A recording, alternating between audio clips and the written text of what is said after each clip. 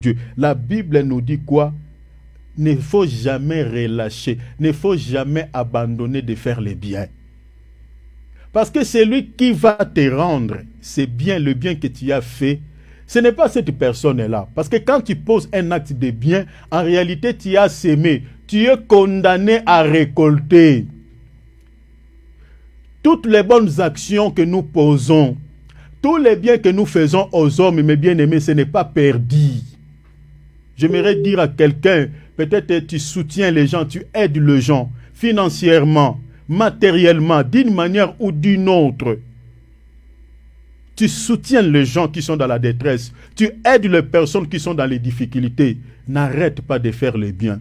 Même s'il y a parmi tant d'autres qui t'ont rendu peut-être, qui ont manifesté peut-être l'ingratitude, qui n'ont pas reconnu les biens que tu les as faits, chers enfants de Dieu, n'arrêtez pas de faire les biens parce que tu as semé. Tu es tenté dans un principe divin, tu es condamné à récolter l'un des 4 matins. Tu le récolteras d'une manière ou d'une autre. Comme je nous avais donné l'exemple ici de Corneille. Les pauvres là que les Corneille aidaient, les pauvres n'avaient rien à donner en retour à Corneille. N'avaient rien. Mais comme Corneille avait semé, il a récolté selon les principes divins. D'une manière ou d'une autre, il avait récolté. Notre bien-aimé Tabitha, les biens qu'elle faisait dans la vie de ses veuves, ce ne sont pas ces veuves-là qui l'ont rendu ces biens.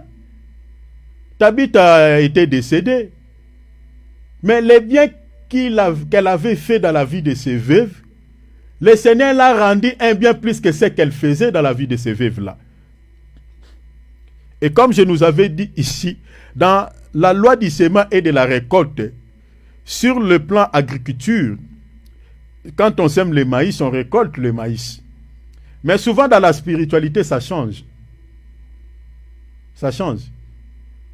Tu sèmes le maïs, tu récoltes l'haricot, comme j'avais dit hier. Tabitha avait sémé les objets matériels, mais Dieu l'a rendu quoi? La vie. Vous voyez cela?